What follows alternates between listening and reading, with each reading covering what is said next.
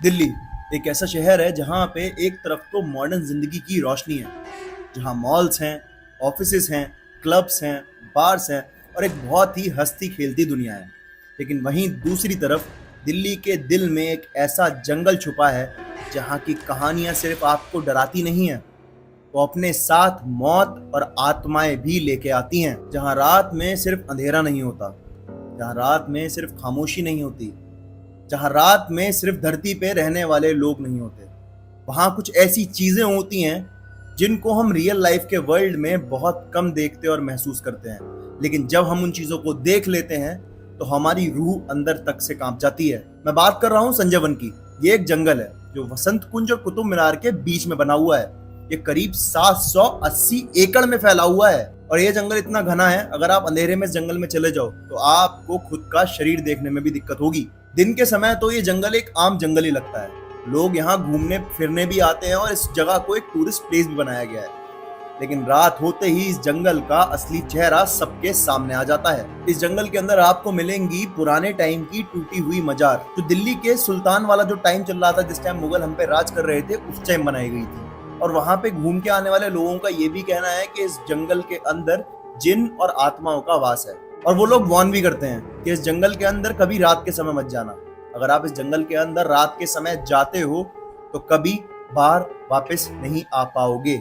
आपको अपनी दुनिया में लौटने में बहुत ज्यादा स्ट्रगल करना पड़ेगा। वहां पे काम करने वाले गार्ड्स, कुछ लोकल टूरिस्ट लोगों ने भी ये बताया है कि कभी कभी ऐसा होता है सर्दियों के समय शाम जल्दी हो जाती है और संजय वन का जो बंद होने का टाइमिंग है उससे निकलने से पहले उन्होंने कभी कभी, वहां के गार्ड्स ने तो कई बार, एक सफेद साड़ी पहने हुए औरत को उस जंगल के रास्ते पे चलते हुए देखा है। और अगर कुछ लोगों ने उसके पास जाने की कोशिश करी है तो वो औरत अचानक से हवा में गायब हो जाती है। और जब ये इंसिडेंट्स हुए तब उन गार्ड्स को इन चीजों की कंफर्मेशन मिल गई कि जो हमने कहानियां और किस्से सुने थे वो सिर्फ कहानियां और किस्से नहीं है, वो एक सच्ची घटनाएं हैं। वहां पे सच में आत्मा, जिन, भूत प्रेतों का वास है।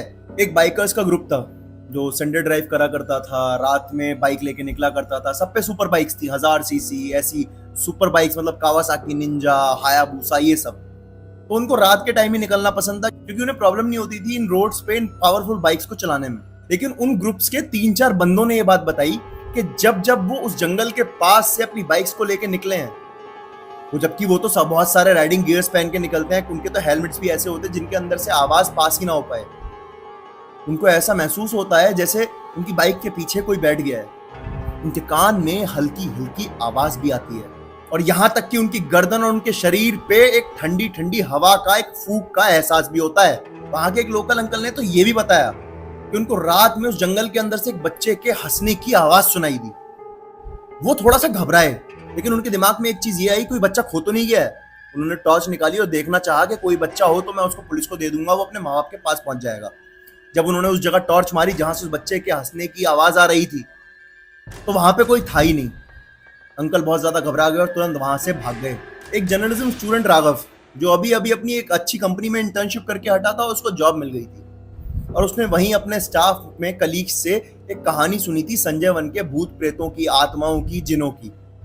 उसको इस मिस्ट्री को क्रैक करना था, वो जानना चाहता था ये क्या चीज है। तो उसके कुछ कॉलेज के बच्चे थे जो उसके साथ पढ़ा करते थे, उसमें था एक अंकित और एक मीरा। इन तीनों ने डिसाइड किया हम संजय वन में रात को जाएंगे और रिकॉर्ड करेंगे और पता करेंगे कि वो चीज क्या है। और ये उस जंगल की तरफ निकल गए। इन्होंने उस जंगल के अंदर बहुत घूमे फिरे, सब कुछ करा, लेकिन इन्हें कुछ चीज नहीं दिखी। लेकिन सडनली रात के 3 बजे इन्हें एक औरत के रोने की आवाज सुनाई दी। फिर उस औरत की आवाज इनके धीरे धीरे पास आने लगी और वो रोने की आवाज धीरे धीरे हंसी में बदल गई। और जैसे ही वो आवाज हंसी में बदली, इनको ऐसा लग रहा था जैसे वो औरत इनके आसपास ही खड़ी हो और वो आवाज इतने पास से आ रही थी। इन लोगों को थोड़ा थोड़ा डर लगना तो शुरू हुआ उस आवाज को सुन के। लेकिन राघव ने कहा अपने दोस्त अंकित और मीरा से, ये मजाक मत करो, स्पीकर में ऐसी आवाजें मत चलाओ, डरा रहे हो तुम मुझे। तो उन्होंने बोला, भाई नहीं, हमने कोई स्पीकर लाया ही नहीं है जो कोई आवाज चला रहे हो। ये आवाज सच में आ रही है। जिस कैमरे में वो रिकॉर्ड कर रहे थे उस कैमरे के अंदर तो वो आवाज आ गई थी, लेकिन इनको आंखों से कुछ दिखाई नहीं दे रहा था। अंधेरा भी बहुत ज्यादा था और वो औरत दिख नहीं रही थी कि कौन हंस रहा है, कौन रो रहा है।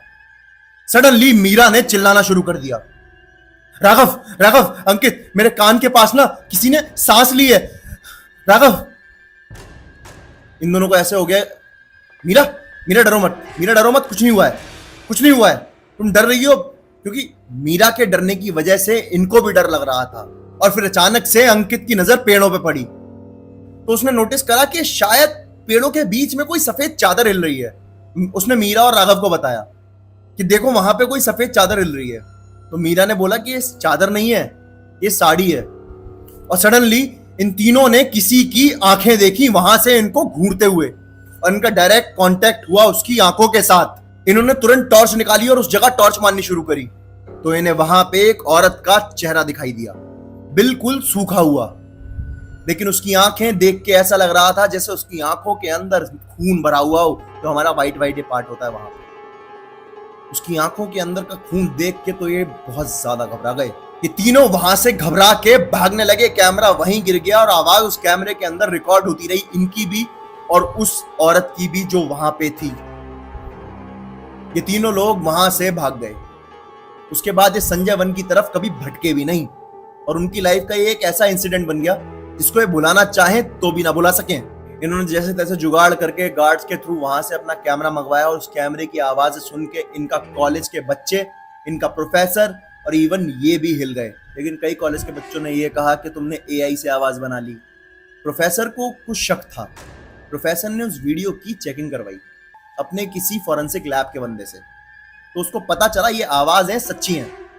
इन आवाजों की फ्रीक्वेंसी और इंटेंसिटी नॉर्मल आवाज की फ्रीक्वेंसी और इंटेंसिटी से अलग है।